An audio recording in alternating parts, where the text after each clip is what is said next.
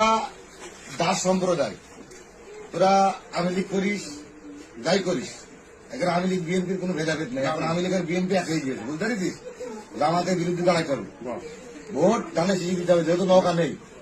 একদম সকাল সকাল ভোট কেন্দ্রে চলে যাবি, আর যে কটা বাড়ির লোক আছে তোদের সব ভোট করা জানে আমরা দেখতে পাই, আমাদের সামনে মারবি, ঠিক আছে তো?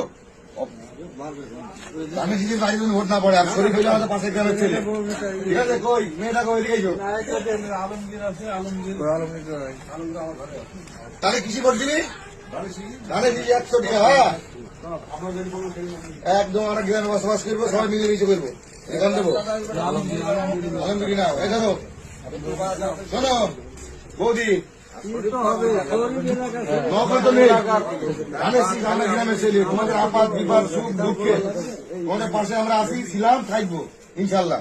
চলো এখন তোরা হিন্দু সম্প্রদায় ভোট দিতিস নৌকায়, এখন নৌকা আওয়ামী লীগ সব মিলিয়ে একাকার হয়ে গিয়েছে। আর আমরা গ্রামের ছেলে, শোন গ্রামের ছেলে, পাশের গ্রাম কুমলাপুরি ছেলে ভরে দাঁড়িয়েছে, এমপি হবে, হলে আমাদের ভাগ্য পরিবর্তন হবে।